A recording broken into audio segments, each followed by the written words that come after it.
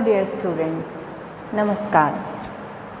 आज हम ज्ञान के वर्गीकरण के आधारों के बारे में अध्ययन करेंगे। अपनी जो पिछली क्लासेस थी उनमें हमने ये पढ़ा था कि ज्ञान का वर्गीकरण क्या होता है, उसको क्यों किया जाता है और ऐसे क्या गुण होते हैं जिनको ध्यान में रखकर हम ज्ञान को वर्गीकृत करते हैं ताकि हम ज्ञान के विभिन्न स्वरूपों को एज ए होल समग्र के रूप में बच्चों को दे सकें। ज्ञान का वर्गीकरण करने के लिए और उसके सभी स्वरूपों को बिल्कुल व्यवस्थित रूप में बच्चों तक समयानुसार पहुंचाने के लिए हम कुछ आधारों का चयन करते हैं और उन आधारों को ध्यान में रखते हुए हम ज्ञान की अलग अलग संरचनाओं को बच्चों तक पहुंचाने का प्रयास करते हैं। लेकिन इससे पहले यह बात समझ लेना बहुत आवश्यक है कि ज्ञान को वर्गीकृत जो किया जाता है इसका बच्चों के लिए क्या उद्देश्य होता है, और यदि हमने उपयुक्त आधारों का चयन नहीं किया तो हमारे जो उद्देश्य हैं ज्ञान के वर्गीकरण से संबंधित उन पर क्या प्रभाव आता है। इसको समझने के लिए हम इस बात को समझ सकते हैं कि हमने ज्ञान का वर्गीकरण किया क्यों। हम लोग ज्ञान का वर्गीकरण जो करते हैं उसका प्रमुख उद्देश्य हमारे सामने ये होता है कि हम जो ज्ञान बच्चों को देना चाह रहे हैं, जिस ज्ञान को देने के लिए हमने बच्चों के शिक्षा से संबंधित पाठ्यक्रमों को बनाया है, उनके लिए अलग अलग चीज़ों को विषय वस्तु के रूप में पहुंचाने के लिए सोचा है, उसका प्रमुख उद्देश्य है बच्चे का सर्वांगीण विकास। विद्यालयों की सबसे महत्वपूर्ण भूमिका इसके संबंध में यही होती है कि बच्चे का इस प्रकार से विकास किया जाए कि बच्चा बालक के जो भी है वो पढ़ने के बाद हमारे समाज के लिए, हमारे राष्ट्र के लिए या ये सोचें संपूर्ण विश्व के लिए एक परिपूर्ण व्यक्तित्व बनकर बाहर आ सके, या हम कह सकते हैं एक पूरा व्यवस्थित व्यक्तित्व जो कि सारे उत्तरदायित्वों का निर्वहन कर सकता हो और एक नागरिक की भूमिका का सही ढंग से वहन कर सकता हो। और यदि बच्चे को पढ़ाना सिर्फ उसको एक औपचारिक शिक्षा देना नहीं है तो फिर हम चाहते क्या है कि हम बच्चे को उस शिक्षा के माध्यम से जो भी ज्ञान बच्चे को देना चाहते हैं उसका जो अंतिम लक्ष्य है या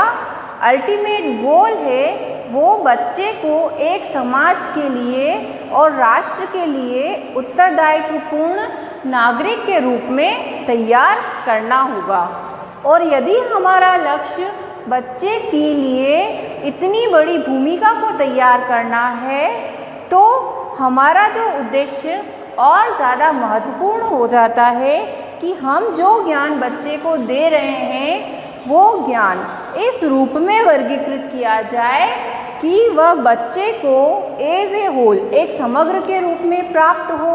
और साथ ही किसी भी त्रुटि की उसमें कोई भी संभावना ना हो और वह हमारे उद्देश्यों को पूर्ण करने में हमारे लिए बहुत उपयोगी साबित हो। ज्ञान की जिन संरचनाओं को हम बच्चे को देना चाहते हैं उन संरचनाओं को देने के पीछे हमारा लक्ष्य बच्चे को ज्ञान के समग्र के बारे में समझाना और साथ ही साथ बच्चे को एक ऐसा ज्ञान देना जो कि सार्वभौमिक स्तर पर मान्य हो। अब इसका अर्थ क्या हुआ कि बच्चे को हम जो ज्ञान देना चाहते हैं हम उसके अंदर अलग अलग स्वरूपों का समावेशन तो करेंगे, अलग अलग विषयों को हम उसको पढ़ाएंगे और हम उसको एक समग्र के रूप में प्रस्तुत करें ताकि बच्चा ये महसूस कर पाए कि उसको एज ए होल सभी चीज़ों का ज्ञान है, परंतु वह इन चीज़ों में अलग अलग डिफ्रेंशिएशन करने के लिए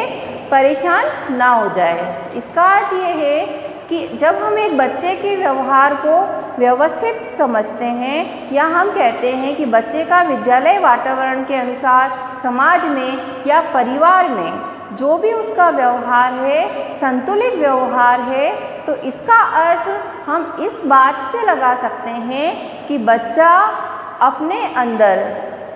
धार्मिक गुणों को, आध्यात्मिक गुणों को, नैतिक गुणों को, उसके शिक्षा संबंधित चीज़ों को, उसके परिवार के आदर्शों को, संस्कृति से आए हुए गुणों को, सभी चीज़ों को अपने अंदर क्या कर लेता है, समाहित कर लेता है और उसका व्यक्तित्व इस रूप में हमें प्रदर्शित हो रहा है। तो हमारा कार्य क्या है कि जब हम ज्ञान को वर्गीकृत करते हैं तो अपने इन सभी उद्देश्यों को उसके अंदर इस रूप में समाहित करें कि जो ज्ञान हम अपने बच्चों को देना चाह रहे हैं वो बच्चे के सामने समग्र या एज ए होल के रूप में बच्चे के सामने जाए। और इसके लिए हो सकता है हमें कभी कभी इंटरडिसिप्लिनरी अप्रोच का भी सहारा लेना पड़ सकता है, जिसमें कि हम कुछ कला संबंधित, विज्ञान संबंधित, अर्थ संबंधित, राजनीति संबंधित विषयों का उसके अंदर समावेश करते हैं, उसको गणितीय ज्ञान देते हैं ताकि बच्चा अपने जीवन के लिए परिपक्व रूप में तैयार हो पाए। साथ ही साथ ये पूरा प्रयास किया जाता है कि जो ज्ञान बच्चे को दिया जा रहा है वो ज्ञान सार्वभौमिक ज्ञान हो। हम ये तो प्रयास करते ही हैं कि हर एक बच्चा अपनी व्यक्तिगत विभिन्नता को लिए हुए है, तो हम ये प्रयास करते हैं कि एक इंडिविजुअल डिफरेंस के होते हुए भी ज्ञान का एक ऐसा ढांचा तैयार करें, एक ऐसा फ्रेमवर्क तैयार करें जिसके अंदर हम अपनी आवश्यकता की समस्त वस्तुओं को डाल सकें। जैसा कि हम अपने नेशनल करिकुलम फ्रेमवर्क में भी देखते हैं कि वो एक सुव्यवस्थित इस प्रकार का ढांचा बनाया गया है कि जिसमें उन्होंने ये तय किया है कि ज्ञान के जो विभिन्न स्वरूप हैं उन स्वरूपों को इस प्रकार से वर्गीकृत करके बच्चों तक पहुंचाया जाए कि वे सभी बच्चे अपने सर्वांगीण विकास की लक्ष्यों को प्राप्त कर सकें तथा जो ज्ञान उन्हें प्राप्त हो रहा है वो एक सार्वभौमिक रूप में प्राप्त हो, अर्थात जिसकी यहाँ पर या किसी और स्थान पर या इस समय या आने वाले किसी भी समय पर किसी भी प्रकार में उसकी जो विशेषताएं हैं या उसकी जो उपयोगिताएं हैं उनका क्षरण नहीं होगा। चलो आओ अब हम आगे चल के ये देखने का प्रयास करते हैं कि जब हम ज्ञान का वर्गीकरण करते हैं तो हम ऐसे कौन से आधारों का प्रयोग करते हैं जिससे कि हम ज्ञान को इस रूप में वर्गीकृत करके बच्चों तक पहुंचा सकें कि वो ज्ञान के समस्त स्वरूपों को अपने अंतर्गत समाहित करता हो और हमारे लिए एक सार्वभौमिक आधार भी प्रस्तुत करता हो। इसके संबंध में सबसे पहले हम ये देख सकते हैं कि हम दार्शनिक आधारों का ज्ञान में आवश्यक रूप से समावेश करें। देखो, ये तो हम सब जानते हैं कि जो दर्शन शास्त्र है उसने हमारे ज्ञान को एक बहुत महत्वपूर्ण और सुदृढ़ आधार प्रस्तुत किया है। हम लोग जानते हैं कि हम वैदिक परंपरा से, पुरातन काल से जो ज्ञान अर्जित करते हुए चले आ रहे हैं उसके पीछे हमने किसी न किसी दार्शनिक परंपरा को क्या किया है, फॉलो किया है। और भारत तो स्वयं दर्शन शास्त्र का ज्ञाता और उत्पत्तिकर्ता माना जाता है। तो हम ये अवश्य ही चाहते हैं कि हमने अपनी पीढ़ियों से जिस ज्ञान को, जिस दर्शन को खोज कर, समझ कर और अपने प्रयासों के द्वारा पाया है उस ज्ञान को हम अपनी आने वाली पीढ़ियों तक, अपने बच्चों तक आवश्यक रूप में संचरित करें। ये तो आप जानते ही हैं कि दर्शन शास्त्र की विभिन्न शाखाएं कौन कौन सी होती हैं, जैसे कि बताइए। हाँ, आदर्शवाद, जैसे प्रयोजनवाद, प्रकृतिवाद, जैसे हम गीता दर्शन पढ़ते हैं, जैन दर्शन, बौद्ध दर्शन, विभिन्न दर्शनों का अलग अलग अपना अपना महत्व होता है। तो हम क्या करेंगे, हम ये प्रयास करते हैं कि बच्चों के अंदर उन दर्शनों के जो आदर्श हैं उनको डालने का पूर्ण प्रयास करते हैं, ताकि बच्चा अपने जीवन में उस दर्शन के माध्यम से अपने जीवन को सही और गलत का ज्ञान करते हुए आगे की ओर बढ़ सके। देखो, दर्शन रहित जो ज्ञान होगा वो ज्ञान अपने रास्ते से भटक जाए, इसकी बहुत पूरी संभावना होती है। जैसे अगर बच्चे को ज्ञान तो बहुत है लेकिन उसका उपयोग नहीं पता, उसका सही रास्ता नहीं पता, तो वो ज्ञान उसको गलत रास्ते की ओर भी ले जा सकता है। जैसे कि आतंकवादी, ये हम जानते हैं कि उनके पास भी ज्ञान का बहुत भंडार है। बहुत सारी चीज़ें जो बहुत आवश्यक होती है जानना, वो भी जानते हैं, मगर सिर्फ एक आदर्श विचारधारा का उनके अंदर कमी होने के कारण या उन तक पूर्ण रूप से नहीं पहुंच पाने के कारण उनका जो ज्ञान है वो ज्ञान अपने पथ से हट जाता है, और उसके कितने विध्वंसक परिणाम हमको मिलते हैं ये तो हम सभी जानते हैं। इसलिए बच्चों को दर्शन का ज्ञान भी होना अत्यधिक आवश्यक होता है, जहाँ की आदर्शवाद उनको आदर्शों पर चलने के लिए प्रेरित करता है, प्रकृतिवाद प्रकृति से प्रेम करने को प्रेरित करता है, तो प्रयोजनवाद उनको आवश्यकता अनुसार सभी चीज़ों को अपने अंदर डालने और अपने प्रयोजनों की ओर आगे बढ़ने के लिए प्रेरित करता है। साथ ही साथ गीता दर्शन अगर उनको सिखाया जाता है तो वो अपने कर्म पथ पर अग्रसर होने के लिए प्रेरित होते हैं, और साथ ही साथ वो हमारी जो स्वर्णिम परंपराएं हैं उनसे भी परिचित हो पाते हैं।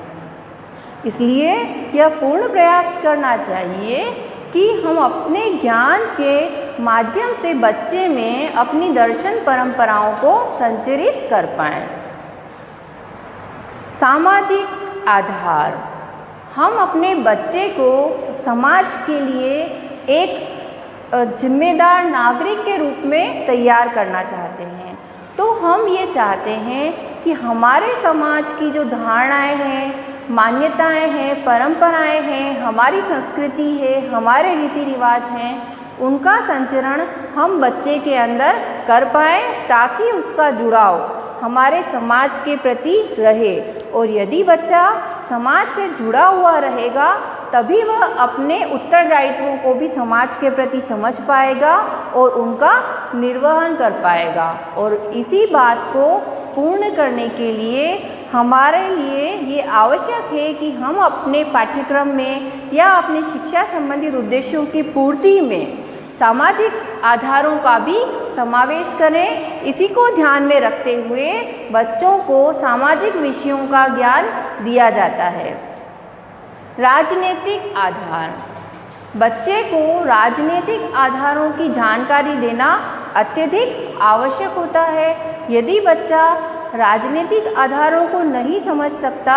तो वो कभी भी अपनी इस समाज में, इस राष्ट्र में या इस राज्य के लिए हितकारी भूमिकाओं को भी नहीं समझ पाएगा। इसके लिए यह आवश्यक है कि हम बच्चे को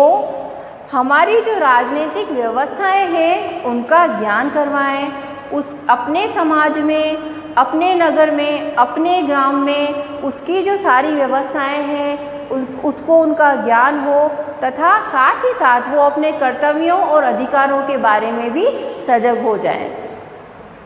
ज्ञान जो है तब तक अपना महत्व नहीं रखता है जब तक कि उसके अंदर वैज्ञानिकता को सम्मिलित नहीं किया जा सके।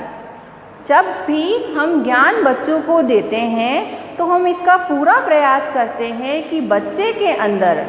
जो बातें मिथ्या रूप में या इधर उधर से आ जाती है, मान्यताओं के संबंध में आ जाती है, उनके पीछे जुड़े हुए वैज्ञानिक सिद्धांतों को वो समझ सके, वो इस बात को समझ सके कि किसी भी बात पर विश्वास तभी किया जाना चाहिए कि जब उसके लिए हमारे पास पूर्ण रूप से तर्क उपस्थित हों। जैसे इसका एक उदाहरण है कि बच्चे सामान्य रूप में सूर्य ग्रहण, चंद्र ग्रहण जैसी घटनाओं के बारे में अपने परिवार से आने वाली बातों को मान लेते हैं। ये कहा जाता है कि ग्रहण के समय पे स्नान ना करें, भोजन ना करें, या बहुत सी और ऐसी बातों के बारे में भी धारणाएं बच्चों के मन में भर दी जाती है। तो ये जो ऐसे अंधविश्वास हैं, इनको बच्चा